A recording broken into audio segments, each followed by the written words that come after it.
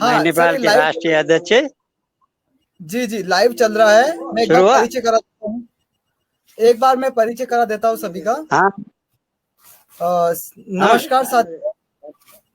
नमस्कार साथियों। नमस्कार।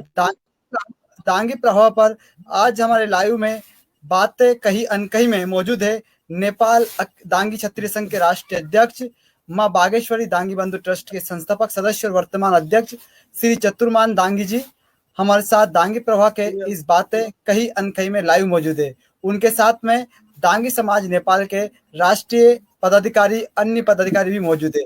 आज हम उनसे चर्चा करेंगे भारत और नेपाल के दांगी समाज के रिश्तों के बारे में। भारत और नेपाल का जिस प्रकार भौगोलिक, सांस्कृतिक और राजनीतिक एकरूपता है, क्या दांगी समाज के बीच भी नेपाल और भारत में ये एकता देखने को मिलती है? हमारे अंदर कितनी समानता है? सारी बातों पर हम चर्चा करेंगे। तो मैं इस लाइव डिबेट में दांगी प्रवाह के इस फेसबुक पेज पे स्वागत करता हूं दांगी क्षत्रिय संघ नेपाल के राष्ट्रीय अध्यक्ष श्री चतुर्मान दांगी जी का। सर, आपका बहुत बहुत स्वागत है दांगी प्रवाह पर। धन्यवाद जी। हाँ, जी सर। धन्यवाद। सभी डांगी बंधु लोगों को धन्यवाद है। जी और क्या है कि ये डांगी डांगी बंधु को म नेपालीमा म नेपालीमै बोल्दैछु, सुन्नु होला है। जी जी सर। डांगीहरूको पुर्ख्यौली थलो जी वंशावली खोज अनुसन्धानको क्रममा म राष्ट्रिय अध्यक्षको हैसियतले नेपालको विभिन्न जिल्लामा पुगेको छु र हामीहरूले डाङीहरूको वंशावली पनि प्रकाशन गरिसकेका छौँ। यसै जी क्रममा भारतको विभिन्न कार्यक्रममा पनि मैले भाग लिएको छु र सर्वप्रथममा भारतका राष्ट्रिय अध्यक्ष माननीय हजारीलाल डाङीजीलाई डाङीजी र मध्य प्रदेशका रामचरण डाङीजी, पुरुषोत्तम डाङीजी, शिरोमणि डाङीजी, वीरेन्द्र डाङी, इन्जिनियर अरुण कुमार डाङी, शिवानन्द बाबु डाङी दिल्ली, राष्ट्रिय उपाध्यक्ष माननीय बद्री चन्द्र डाङी राजस्थान, माघीलाल डाङीजी राजस्थान, क्याप्टन अमरेन्द्र सिंह डाङी दिल्ली, उमाकान्त डाङी दिल्ली अध्यक्ष, अशोक कुमार डाङी दिल्ली, गोपाल प्रसाद सिंह डाङी पश्चिम बङ्गाल अध्यक्ष, अनि धनीराम सिंह डाङी अयोध्या अध्यक्ष, डाक्टर शत्रुघ्न सिंह डाङी गया, अन्य सम्पूर्ण भारतमा रहनुभएका डाङी बन्धुहरूलाई म नेपालको राष्ट्रियको अध्यक्षको हैसियतले नमस्कार गर्दछु र सबैलाई सम्झना गर्दछु। यसै क्रममा विश्वको सबभन्दा होचो व्यक्ति चन्द्रबहादुर डाङीलाई पनि म स्मरण गर्दछु। उहाँ नेपालको वासी हुनुहुन्छ। यसैले हामी अहिले विश्वका डाङीहरू एक हुने अवस्था आएको छ र हामी नेपाल भारतका डाङीहरूको हाम्रो कार्यक्रम भोपालमा जी भएको थियो, दिल्लीमा भएको थियो, राजस्थानमा भएको थियो, पटनामा भएको थियो। ती सबै सम्मेलनमा मैले भाग लिएको छु। यसै गरी भारतका राष्ट्रिय अध्यक्ष हजारीलालजी सहितको 42 जनाको टोली बगेश्वरी डाङी बन्धु ट्रस्ट जी केन्द्रीय कार्य रुद्रदास दाङको साधारण सभा अधिवेशनमा यहाँ आई भाग लिनुभएको थियो। यसैले हामी नेपाल र भारतका डाङीहरूको बिचमा एक आपसमा सम्बन्ध बढेको छ, एकता कायम भएको छ। यसलाई अझ बढी सक्रियता साथ कायम गर्नुपर्ने आवश्यक मैले देखेको छु। यसै क्रममा अब यो बर्सातको 2-3 महिनापछि हाम्रो नेपालमा पनि राष्ट्रिय भेला हुँदैछ। म भारतका सम्पूर्ण बन्धुहरूलाई निमन्त्रणा गर्नेछु। त्यस बेला यहाँहरू यहाँ आई सुझाव र सल्लाह र डाङी एकता विषयमा, विश्वका डाङी एक राख्ने विषयमा आवश्यक सरसल्लाह, छलफल र निर्णय गर्नुपर्ने मैले देखेको छु। यसै क्रममा बाँकी कुराहरू हाम्रो महासचिव बमबहादुर डाङ्गी र राष्ट्रिय कोषाध्यक्ष डाक्टर शास्त्री मोतीलाल डाङ्गीसँग यहाँले सम्पर्क गर्नुहुनेछ। हवस् त, धन्यवाद। जय डाङ्गी, जय जय जय जय बगेश्वरी।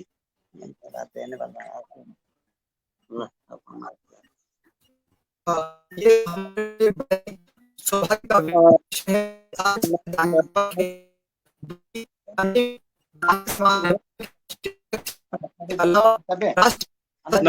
नमस्कार जी, नमस्कार।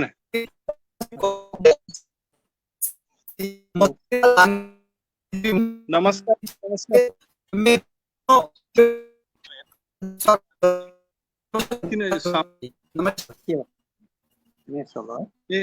स्लो जी।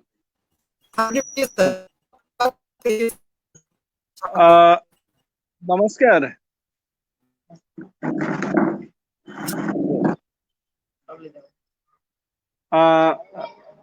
आवाज आ रहा है? यताको नेट त ठीक छ। जी जी, ये उताको नेट स्लो भएछ।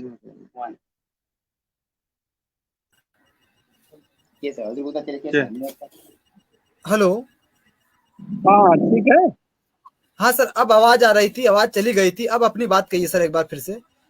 सर्वप्रथम तो हम सब भारत में आपके माध्यम से सभी डांगी बंधुओं का नमस्कार करते हैं और अभिवादन करते हैं।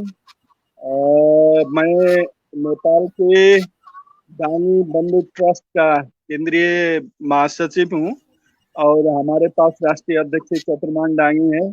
साथ में हमारे राष्ट्रीय कोषाध्यक्ष मोतीलाल डांगी हमारे पास है, डॉक्टर मोतीलाल डांगी जी सर। तो आपके साथ अभी जो बात हो रही है, ये नेपाल भारत के जो डांगी बंधुओं का संबंध है, ये एक ऐतिहासिक संबंध बन गया है। ये संबंध जो हमारे यहाँ ट्रस्ट का जो स्थापना हुआ, डांगी बंधु ट्रस्ट का जो स्थापना हुआ, उसका संस्थापक अध्यक्ष तिलक बहादुर डांगी जी रहे हैं। अभी तो गुजर गए, लेकिन उनके स्थापना संस्थापक अध्यक्ष होने के नाते हम लोग उन्हीं के साथ बहुत डांगी बंधु इंडिया में भी संबंध रखने के लिए गए थे।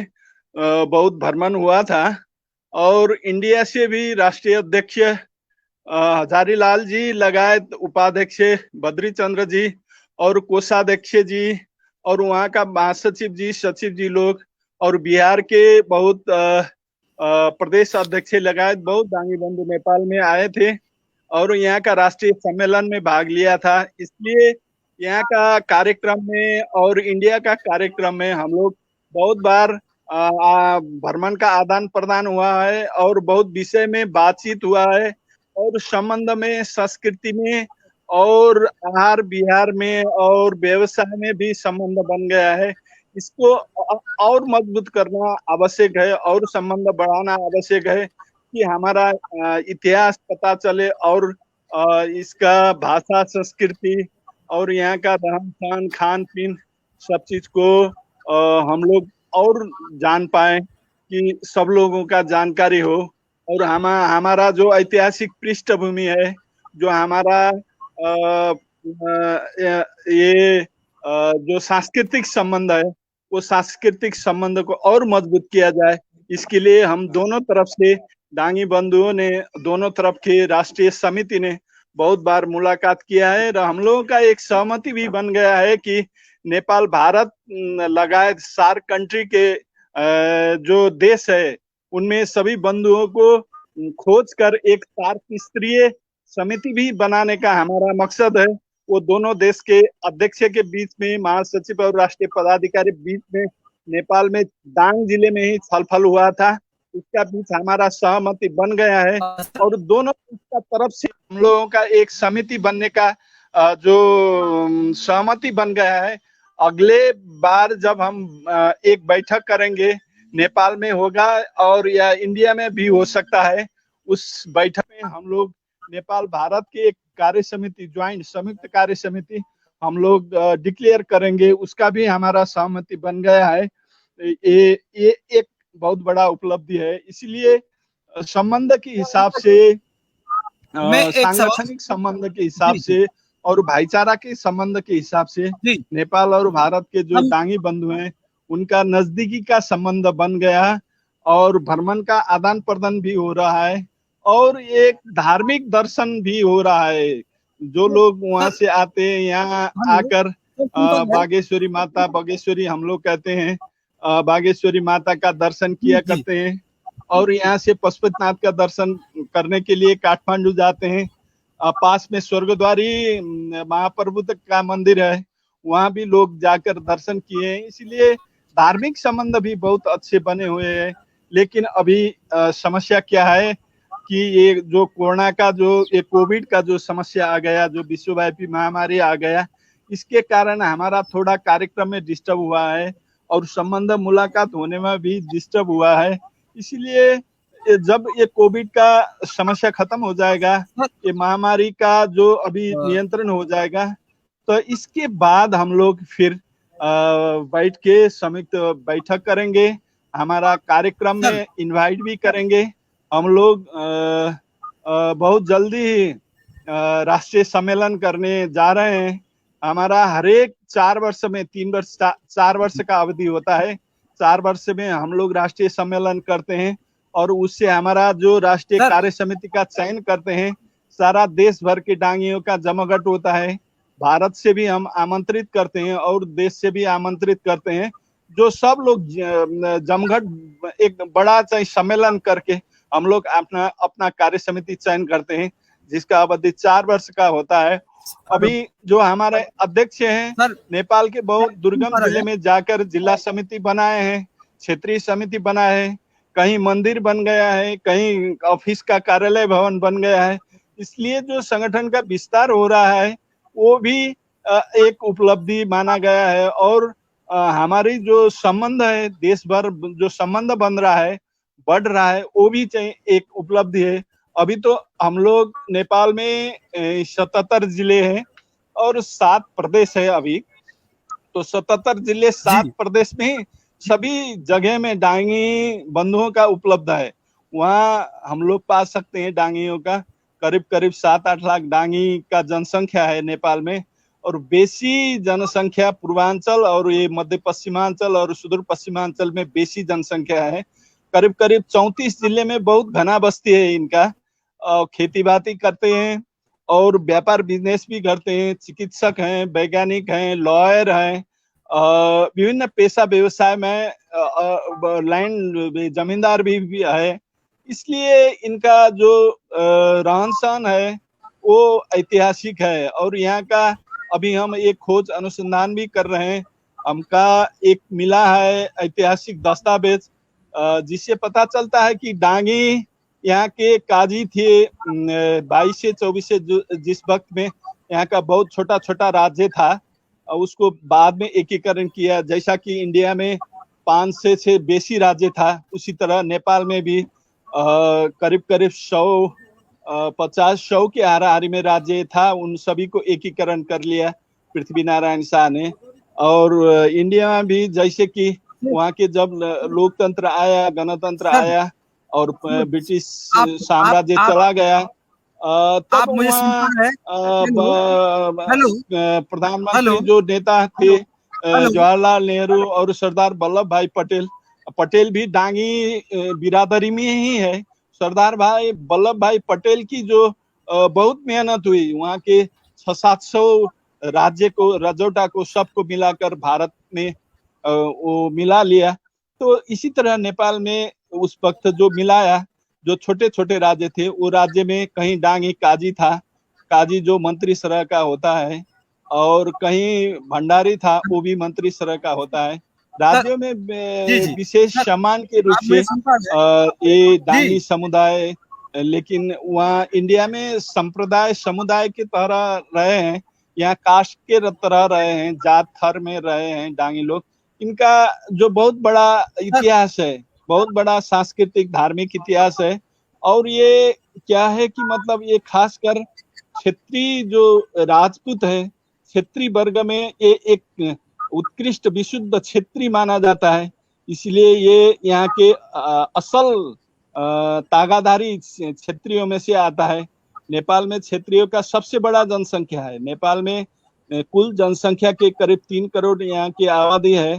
उसमें 18-20% क्षेत्रीय लोग हैं। उसमें डांगी एक जबरदस्त बहुत बड़ा संख्या में रहा हुआ क्षेत्रीय है। इसलिए क्या है कि इसका जो संबंध है इंडिया से है, इंडिया के बहुत बिरादरी वहां पर है, भाई बंधु हैं, उनका जो संबंध है अभी खोज होना जरूरी है, अभी विस्तार होना जरूरी है और संबंध बढ़ाना जरूरी है। भूटान में है, फिजी में है, बांग्लादेश में है और सिक्किम में है। इंडिया के बहुत से जो इंडिया का बहुत से उत्तरांचल में है और बहुत से ये यूपी में है। जो हम लोग वहाँ का इंडिया का बहुत मध्य प्रदेश में है, बहुत सा जगह है। इसीलिए इंडिया का जो बहुत जगह में डांगी लोग रहते हैं, भाई बंधु लोग रहते हैं, उनको भी इकट्ठा होना जरूरी है। और जो इंडिया नेपाल से और ज्यादा और देश में है, उनको भी संपर्क में और उनको भी संबंध बढ़ाने में हम लोग लगे रहे हैं, लेकिन उतना ज्यादा सफल नहीं हो पा रहा है। फिर भी हम कोशिश कर रहे हैं। इसलिए जो अभी हम लोग प्रयास कर रहे हैं वो तो निरंतर प्रयास करना चाहिए। निरंतर प्रयास से हम लोग आगे बढ़ेंगे। ठीक जी सर, मैं ये बोल रहा हूँ कि मैं सवाल करूंगा, हम इस बात को 2 वे कम्युनिकेशन में स्टार्ट करना चाहते हैं। मेरा सवाल होगा, आपका जवाब। जी बोलिए। मैं ये जानना चाहता हूँ सर कि जिस प्रकार भारत का और नेपाल का जो सांस्कृतिक संबंध है, हमारा भौगोलिक संबंध है, हमारा राजनीतिक संबंध है, जो नेपाल का दांगी समाज है और जो भारत का दांगी समाज है, ये अभी तक भी कहीं ना कहीं मुझे ऐसा लगता है कि जितनी प्रगड़ता के साथ हम आगे बढ़े हैं 21वीं सदी में, उतने हमारे रिश्ते आगे नहीं बढ़ पाए हैं। इसके पीछे क्या वजह हो सकती है? 2-3 वजह है इसके। एक तो साउंड सानो भइरहेछ। 2-3 वजह है। एक तो इसका संबंध में जो हमारा भ्रमण का आदान प्रदान है वो ज्यादा नहीं हो पा रहा है, एक कारण वो है। दूसरा कारण है जो हमारे बीच में चेतना का, शिक्षा का और व्यावसायिक संबंध नहीं हो पा रहा है, वो होना चाहिए, वो आवश्यक है। एक तो संगठन जरूरी है, संगठन के माध्यम से ही हम लोग ज्यादा संबंध बना सकते हैं, इसलिए संगठन आवश्यक है। नेपाल का भी संगठन और ज्यादा विस्तार होना चाहिए और इंडिया का संगठन भी और ज्यादा विस्तार होना चाहिए। और दोनों संगठन का जो ज्वाइंट मीटिंग और ज्वाइंट संबंध वो विस्तार होना चाहिए। इसलिए पहली बात तो क्या है कि संगठन आवश्यक है, संगठन का विस्तार होना आवश्यक है। और शिक्षा चेतना में भी विस्तार होना चाहिए। शिक्षा आवश्यक है और चेतना का स्तर भी बढ़ना चाहिए। और हमारा जो सांस्कृतिक संबंध, धार्मिक संबंध जो है, उसके लिए भ्रमण का आदान प्रदान होना भी जरूरी है। भ्रमण जो हम लोग वहां से, यहाँ से इंडिया में और इंडिया से नेपाल में भ्रमण होना भी जरूरी है। और जो रिश्ता जो बढ़ाने का बात है वो संबंध से, संपर्क से ही होता है। इसीलिए हम लोग संपर्क संबंध और बढ़ाना चाहिए। इसमें सबसे महत्वपूर्ण बात यह है कि संगठन जरूरी है। और हम लोग ये अभी का जो संचार है, अभी का प्रविधि है, जो अभी का ये 21वीं शताब्दी का जो संचार का चाहे बात है और प्रविधि का बात है, इसको भी उपयोग करना चाहिए। जैसे कि आज हम 2 वे कम्युनिकेशन कर रहे हैं आपसे, ये प्रविधि जरूरी है। ये प्रविधि हर गांव, हर टोल, हर समाज, हर संगठन, हर जिले में हम लोग कर सके तो हमारा संबंध और विस्तार हो सकता है। अब जबकि नेपाल भारत के लिए आना जाना का कोई समस्या, दिक्कत नहीं है। यहाँ पासपोर्ट नहीं लगता है, यहाँ कोई वीसा करना नहीं आवश्यक है, इसीलिए आना जाना का सब कोई दिक्कत नहीं है। तो संबंध सबसे ज्यादा महत्वपूर्ण बात क्या है कि हम लोग ज्यादा से ज्यादा भ्रमण के कार्यक्रम बनाए, मीटिंग के कार्यक्रम बनाए, मुलाकात के कार्यक्रम बनाए। ये कम हो रहा है, इसको बढ़ाना चाहिए। जी मैं आपकी बात से बिल्कुल सहमत हूँ कि हमें अगर रिश्तों को मजबूत करना है तो हमारा पारस्परिक सम्मेलन जैसे आयोजन या फिर हमारा भ्रमण का जी कार्यक्रम होता रहना चाहिए। ये हमारे जी संबंधों जी को एक पुल के रूप में बांधेगा। लेकिन सर दूसरा जी सवाल मेरा ये है कि कहीं जी ना कहीं भारत का जो दांगी समाज है, भारत का जी जो दांगी समाज है कहीं ना कहीं वो खेती बाड़ी से जुड़ा हुआ है। और आज की अगर हम जी बात करें तो भारत का दांगी समाज व्यवसाय की ओर बढ़ रहा है, प्राइवेट और गवर्नमेंट सेक्टर की जी नौकरी की ओर बढ़ रहा है। तो क्या नेपाल का जो हमारा जी समाज है वो उसका जो जी जीवन जीविका चलाने का जो साधन है, क्या वो शिक्षा है या जी एग्रीकल्चर है या लगभग भारत के समान है? इस पर आपकी क्या राय है, आप थोड़ा बताइएगा। इसके इसके बारे में क्या है कि भारत और नेपाल के जो डांगी परिवार है व्यवसायिक दृष्टिकोण से करीब करीब समान है, उतना ज्यादा फर्क तो नहीं है। लेकिन जी वहाँ का हम मध्य प्रदेश गए थे और बिहार में भी गए थे, झारखंड में भी गए थे, जहाँ हम लोग का जो डांगी बंधु से मुलाकात हुआ, उनका व्यवसाय भी था, विशेष करके एग्रीकल्चर में वो निर्भर थे, पशु जी व्यवसाय में निर्भर थे। तो नेपाल में भी एग्रीकल्चर तो प्रधान है, एग्रीकल्चर सब लोगों का है। वो कोई वकील होगा, कोई डॉक्टर होगा, कोई गवर्नमेंट जॉब में होगा, कोई सुरक्षा में होगा, सिक्योरिटी में होगा, विभिन्न व्यवसाय पेशा, कोई व्यापार होगा किसी का, फिर भी उसका एग्रीकल्चर वो फर्स्ट प्रायोरिटी है। उसका कहीं ना जी कहीं खेती बाड़ी है, खेती व्यवसाय है, तो पशु व्यवसाय भी है। पहाड़ में जो लोग रहते हैं उनका पशु व्यवसाय भी है। तो कृषि तो प्रधान है यही। तब फिर भी अभी डांगी लोग गवर्नमेंट सेक्टर में भी है, व्यावसायिक सेक्टर में भी है, व्यापारिक सेक्टर में भी है, शैक्षिक सेक्टर में भी है, लॉयर सेक्टर में भी है, चिकित्सा सेक्टर में भी है। इसीलिए सभी सेक्टर में डांगी का पहुंच है, डांगी का पहुंच है, और पहुंच भी है और सहभागी भी है। लेकिन फिर भी एग्रीकल्चर प्रमुख व्यवसाय रहा हुआ है। लेकिन एग्रीकल्चर जितना आधुनिक होना चाहिए, जितना ज्यादा स्केल में होना चाहिए, वो नहीं हो सक रहा है। जी जी सर, जैसा आपने अपने शुरुआत में बताया था कि नेपाल में जी लगभग जो 78 के डिस्ट्रिक्ट है उनमें सभी में जी लगभग दांगी समाज सेटल्ड है। तो मैं जानना जी चाहता हूं, और आपने ये भी बताया था कि लगभग 7-8 लाख की आबादी दांगी समाज की नेपाल में है। जहां जी तक मुझे जी जी जानकारी है नेपाल के अंदर जो पूरी आबादी है वो 1 करोड़ के आसपास, 1 से 2 करोड़ के आसपास है। अगर उनमें 7 से नहीं नहीं, नेपाल में करीब अभी 3 करोड़ जनसंख्या है नेपाल में। जी 3 करोड़ जनसंख्या में अगर हम 7 से 8 लाख है तो लगभग हम जी काफी अच्छी संख्या में है। लगभग हम काफी अच्छी संख्या में है, 3-4% हम है वहां पर। जी करीब करीब 3% के आसपास होंगे या हम लोग। तो मैं इतने जानना तो नहीं चाहता है, हूँ, फिर भी 3% के आसपास होंगे। हाँ, मैं जानना चाहता हूँ कि मध्य प्रदेश या भारत की अगर हम बात करें तो भारत के लिए दुर्भाग्य की बात है, हमारी भारत की जी संसद में एकमात्र दांगी सांसद है, मेंबर ऑफ पार्लियामेंट एकमात्र जो मध्य प्रदेश से आते हैं। पर मैं जानना चाहता हूँ जी नेपाल की जो संसद है, राष्ट्रीय जी पंचायत है नेपाल की, उसमें कितने दांगी बंधु प्रतिनिधित्व करते हैं, मैं आपसे जानना अब चाहता हूँ। ये बात बड़ी बड़ी हम लोगों का भी चिंता है इस बात में। जो भारत में आप बताएं, मध्य प्रदेश से एक डांगी एमपी था। ये है हमारे यहाँ भी एक चिंता की विषय ये है। राजनीतिक क्षेत्र में डांगी का बहुत संलग्नता है। विभिन्न पार्टियों में, कम्युनिस्ट पार्टी हो या कांग्रेस पार्टी हो या राष्ट्रीय प्रजातंत्र पार्टी हो, विभिन्न पार्टियों में डांगीहरू पाए जाते हैं, विभिन्न पार्टियों में संलग्न है और जिम्मेदार पद में भी है, जी अच्छे अच्छे पद में भी है। फिर भी एमपी के सवाल में नेपाल में पंचायत काल में एक डांगी राजा ने मनोनीत किया था। डोल्पा जिले का सांसद था वो, एक डांगी था।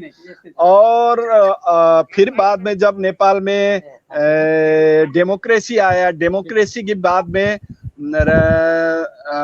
अभी गंगा डांगी और पार्वती डांगी, दो जो डांगी बेटी और बहू, दो अभी मेंबर ऑफ पार्लियामेंट में है और पार्टी के सेंट्रल कमेटी में भी है, दो बहू। और एक एमपी है, ये प्रदेश सेक्टर में है, ये अमर बहादुर डांगी प्रदेश सेक्टर में एमपी है। और कई ज्यादा से ज्यादा उम्मीदवार बने थे, लेकिन उतनी ज्यादा सफलता नहीं मिला।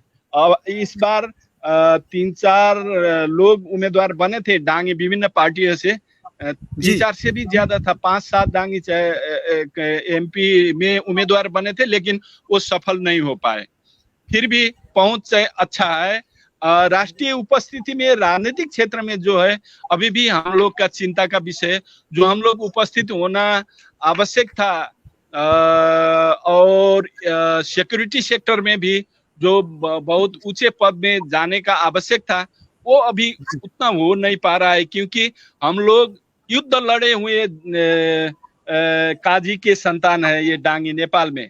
इसीलिए युद्ध जिसने जीता उसका इतिहास लिखा जाता है, युद्ध जिसने हारा उसका इतिहास नहीं बनता है।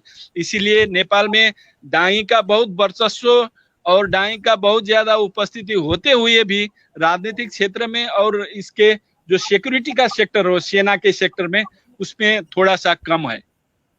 अच्छा, मैं बताना चाहता हूं आपको कि जब हम भारत में सीमात की बात करें तो 80-90 के दशक में भारत में दांगी समाज का नेतृत्व इतना था सेंट्रल गवर्नमेंट में कि हमारे एक नहीं 2-2 केंद्रीय मंत्री हुए, सेंट्रल मिनिस्टर हुए, और हमारे 1 से अधिक मेंबर ऑफ पार्लियामेंट हुए। लेकिन अगर प्रेजेंट की हम बात करें तो हमारा ओनली और only 1 member of parliament MP से आते हैं, राज बहादुर सिंह। दूसरा, अगर मैं बात करूं पूरे भारत की, तो भारत की जितनी भी विधानसभाएं हैं स्टेट असेंबली से, उनमें हमारे मात्र और मात्र 3 से 4 विधायक है। अच्छा, तो ये दुर्भाग्य की बात है मध्य प्रदेश और भारत के लिए। तो भारत में इतना बड़ा प्रतिनिधित्व होने के बाद भी हमें वो प्रतिनिधित्व नहीं मिला, हमें वो रिप्रेजेंटेशन नहीं मिल पा रहा है। कहीं ना कहीं इसके पीछे संगठन भी कमजोर हो सकता है, या फिर व्यक्तिगत जो ड्रीम्स है या एम्बिशन है वो कमी हो सकती है। लेकिन मैं ये जानना चाहता हूँ कि नेपाल का एक जिला है डांग जी, और वो अपने आप में दांगी समाज के नाम को ही इंकित करता है। तो वहां पर जो दांगी समाज का वर्तमान स्थिति है वो किस प्रकार की है, और उसका नाम डांग ही क्यों पड़ा, इस बारे में थोड़ा सा जानना चाहता हूँ। ऐसा है, एक दांग गुजरात जिले में, गुजरात में भी एक दांग जिला है। जी जी बिल्कुल, जी, और नेपाल में भी दांग जिला है। अब महेंद्र सिंह डांगी के अनुसार तो राजा दंगी का राज्य ही दांग में, नेपाल के जो दांग जिले हैं, जो हम लोग यहीं बैठते हैं, हम दांग में ही बैठते हैं, हमारा केंद्रीय कार्यालय भी दांग में है। तो हमारे हिसाब से तो ये डांगी का ही राज्य था, राजा दंगी का राज्य था, उसी का वंशज हम लोग हैं। महेंद्र सिंह डांगी ये भी अपने अनुसंधान में बताते हैं। फिर भी हम लोगों का भी कहना, किंवदंती क्या है कि मतलब दंगी राजा के जो संतान है, दंडक राज्य का जो अंश है, ये दांग जिला रहे हुए हैं, दांग से डांगी का अपभ्रंश हुआ है, ये किंवदंती है। फिर भी दांग में ऐसा है, दांग में डांगियों का बहुत बड़ा बस्ती है। हम लोगों का यहाँ करीब 100 ओड़ा है इस दांग जिले में। 100 ओड़ा में किसी ओड़े में भी, किसी भी ओड़ा में डांगी का बस्ती है। किसी भी ओड़ा में जाए वहाँ डांगी मिल ही जाएगा। दांग जिला ऐसा है, इसलिए यहाँ तो डांगी का बस्ती। यहाँ स्थानीय लेवल में राजनीतिक दलों में भी बहुत काफी संख्या में राजनीतिक प्रतिनिधित्व भी है, राजनीतिक वर्चस्व भी है डांगी का, दांग जिले में। इसलिए दांग जिला से डांगी का संबंध है, ऐतिहासिक संबंध, पुरातात्विक संबंध भी हो सकता है इसे, लेकिन इसका खोज, अनुसंधान और इसका इतिहास का खोज करना बाकी ही है, क्योंकि ये बहुत खोजमूलक विषय है। इसीलिए हमको अभी भी खोज में लगे रहना चाहिए, हमको लगता है। जी सर, आपने जैसा सवाल बताया कि भूटान में भी दांगी समाज निवासी थे, जो आपने शुरुआत में कहा था, और मुझे जो जानकारी मिली थी कि भूटान के अलावा भी मॉरिशस है और भी बहुत सारी कंट्रीज है, या ये कह सकते हैं मॉरिशस भी है जी। हाँ, जो इंडियन सब कॉन्टिनेंट है वहां पर दांगी समाज निवास करते हैं। लेकिन मुझे जो लगता है इसमें नेपाल को एक बड़ी भूमिका निभानी चाहिए, और हम सबको मिलकर क्यों ना इंटरनेशनल लेवल पर आगे आकर समाज के लिए एक यूनाइटेड फ्रंट बनाना चाहिए। आपको क्या लगता है? जी, इसमें हमारा बात हो रहा है, क्योंकि जैसा कि भारत के केंद्रीय अध्यक्ष हजारीलाल जी हैं, और हजारीलाल जी आए हैं, हजारीलाल जी, और जैसा कि वहाँ के महासचिव और प्रदेशाध्यक्ष, राष्ट्रीय उपाध्यक्ष सब लोग आए। दांग में ही हमारा एक मीटिंग हुआ था। यहाँ दांग में हम लोग मीटिंग किए थे और वो मीटिंग ने एक पास किया है, लेकिन एक कोविड का समस्या आ गया। लेकिन एक जी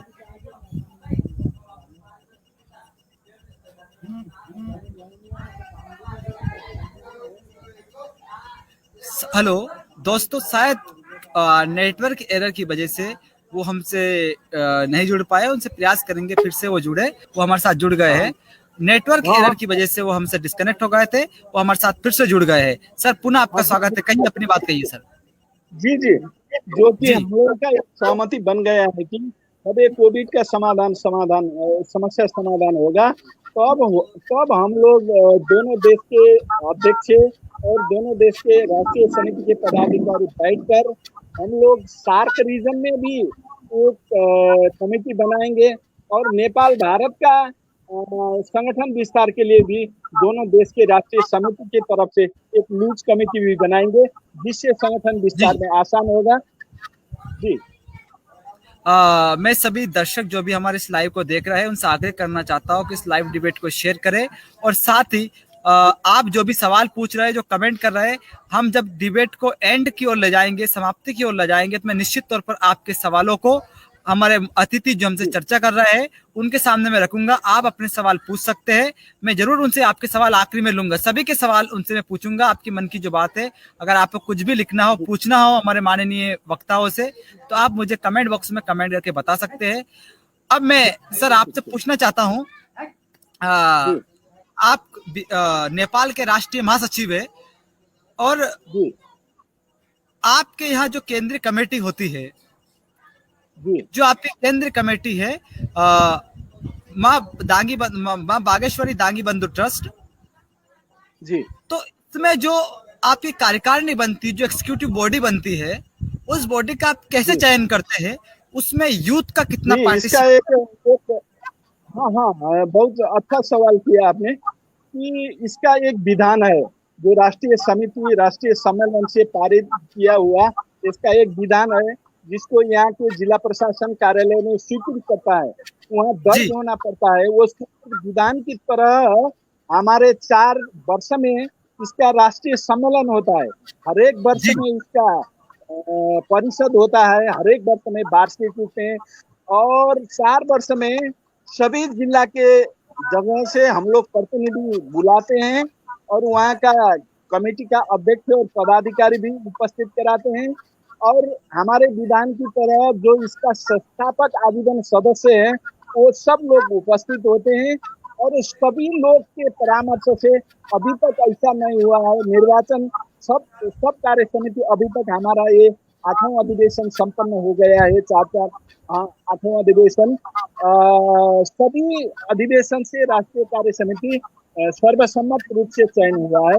अभी तक कोई सा विवाद भी नहीं आया है, अभी तक निर्वाचन करने का प्रयोजन भी नहीं आया है। तो अभी तक हमारा ये सलाह मशवरा असल बन रहा है कि जितने भी कार्य समिति बने सब सर्वसम्मत से, सहमति से बन रहा है। जहाँ पूर्वांचल से उपाध्यक्ष हैं और अध्यक्ष और महासचिव यहाँ से हैं और दुर्गम जिले से राष्ट्रीय कोषाध्यक्ष हैं और सचिव उपाध्यक्ष भी और जिले से हैं। जहाँ डांगी लोगों का घना बस्ती है, जहाँ बहुत जबरदस्त बस्ती जहाँ पर है, तो सब लोगों का प्रतिनिधित्व होता है। तो हर एक 4 वर्ष में हमारा महाधिवेशन होता है। महाधिवेशन से सभी देश भर के लोग हम दांग में जुड़ते हैं और दांग में ही कार्य समिति बनाते हैं। कभी अभी मौका ना मिला, अगले वर्ष हम काठमांडू में करने वाले थे, लेकिन उस समय उपयुक्त समय नहीं बन पाया। लेकिन हम अगले वर्ष मौका मिले या समय ने साथ दिया तो हम काठमांडू में हमारा केंद्रीय महाधिवेशन करेंगे। सर मैं आपकी जो प्लानिंग है केंद्रीय महाधिवेशन नेपाल की राजधानी में करने की, उसके लिए मैं आपको बहुत बहुत शुभकामनाएं देता हूं। आपने जैसा मुझे बताया कि आपकी जो कार्य समिति है उसका चयन हर 4 साल के अंतराल में होता है, सर्वसहमति से होता है। ये वाकई में अनुकरणीय बात है और होना भी चाहिए सहमति से। मैं ये जानना चाहता हूँ कि जो आपकी कार्य समिति है उसमें कितने यूथ का पार्टिसिपेशन कितना है, महिलाओं का पार्टिसिपेशन कितना है, क्या महिलाओं को बराबरी का या यूथ को बराबरी का दर्जा मिल पाया है, आपकी टीम में कितने यूथ शामिल है, मैं ये जानना चाहता हूँ। अभी ये के हिसाब से तो मैं नहीं बता सकता, लेकिन फिर भी केंद्रीय कार्यक्रम हमारा सचिव जो है वो यूथ से ही आया है और हम लोग ने इस वर्ष गत साल 1 वर्ष से पहले हम लोगों ने यूथ कमेटी बनाया है, जो केंद्रीय समिति के मातहत के अंतर्गत रहने के लिए केंद्रीय यूथ कमेटी बनाए हैं और यूथ के सहभागी के लिए हम लोग बहुत आकर्षित हैं यूथ सहभागी कराने के लिए। और दूसरी बात, महिला का जो सहभागी है वो तो अच्छा खासा महिला का सहभागिता है, कार्य समिति में भी है और राष्ट्रीय महाधिवेशन भी होता है, राष्ट्रीय परिषद में भी बहुत ज्यादा लोग उपस्थित होता है। फिर भी ऐसा भी है जैसा कि हम लोग हर एक वर्ष में कुल पूजन करते हैं, जो हम देवी माता का कुल पूजन करते हैं, कुल पूजन में भी यूथ का परिचय होता है और महिला का भी परिचय होता है। हम लोग हिंसा नहीं करते, कामकाज नहीं करते, हम सात्विक पूजा करते हैं देवी का। वर्षनी ये कोजागरा पूर्णिमा का अगले रात होता है, जागरण होता है। जी जी, ये हर एक वर्ष होता है। असोज मास के महीने में ये पूजन होता है, कुल देवी का पूजन होता है, जिसमें भी बहुत दूर दूर से दांगी लोग पूजा के लिए, देवी माता के पूजा के लिए आते हैं, कुल देवी माता के पूजा के लिए। इसीलिए जो हमारा पूजा का चलन, जो प्रचलन है और हमारा जो सांस्कृतिक परंपरा है और जो हमारा सांगठनिक संरचना है, वो हम लोगों ने अभी तक निरंतर रूप में जिस साल से उपस्थित हुआ आज तक निरंतर किए हैं। लेकिन इस साल हमारा ये कोविड के कारण थोड़ा 1-1.5 वर्ष बाद में चला जाएगा। ये अगले शायद इसका नियंत्रण हो सके तो अगले साल हम लोग संभवतः हमारा